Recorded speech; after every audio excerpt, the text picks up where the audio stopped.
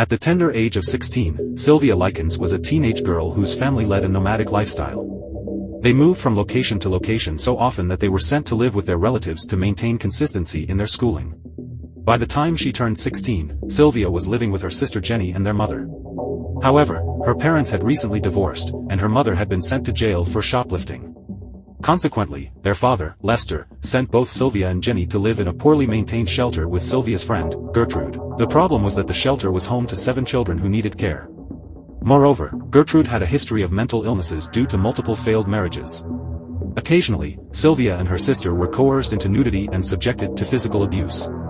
However, it was Sylvia who was particularly targeted. She was frequently harassed and falsely accused of stealing items. The situation only deteriorated.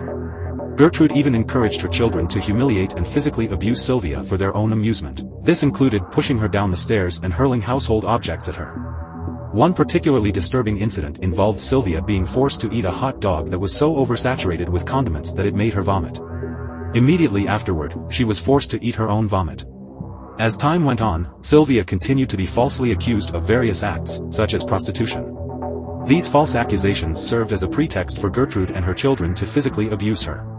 The turmoil didn't stop there. Gertrude even invited people, including Sylvia's classmates and neighbors, to participate in tormenting Sylvia.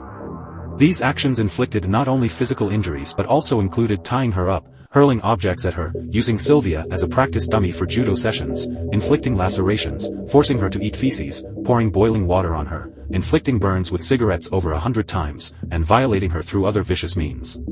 Gertrude eventually prohibited Sylvia from going to school after Sylvia confessed to stealing a gym suit because she was refused the money to buy one. This confession was followed by a round of whipping with a belt. This prohibition allowed them to torture Sylvia around the clock, and the abuse only worsened. When Sylvia was prohibited from using the bathroom, she began to wet herself and suffer from incontinence. She was not only deprived of basic necessities but was also subjected to further torment. She would be doused with hot water and then covered with salt to exacerbate the pain. Children in the neighborhood were charged a few cents to witness Sylvia's abuse, and they were encouraged to commit despicable acts against her. Many times, Sylvia would cry out for help, hoping that someone in the neighborhood would hear her. Unfortunately, no one intervened in the abuse or even informed her parents about the turmoil she was enduring. A ray of light began to shine when Diana, her older sister, arrived with Jenny. She informed Jenny about the situation, but that light soon dissipated once Gertrude heard about Jenny sneaking a sandwich for Sylvia to eat. It wasn't long before Sylvia was subjected to another round of torture, including being scalded in a hot bathtub once again. At that point, neighbors started to grow frightened about what was happening in Gertrude's house. They called a nurse to investigate the problem, but Gertrude kicked the nurse out of her house, stating that Sylvia was no longer there. Gertrude allowed Sylvia to sleep in the basement.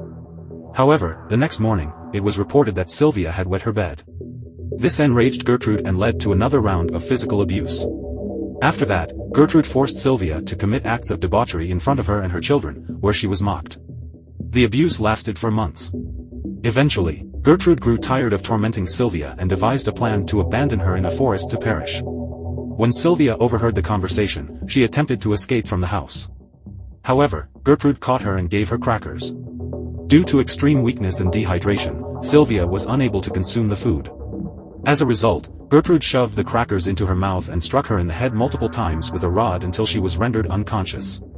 On October 26, 1965, Sylvia Likens finally succumbed after enduring constant bouts of torture. An autopsy revealed that she had likely suffered a brain hemorrhage and shock due to the constant abuse inflicted by her perpetrators.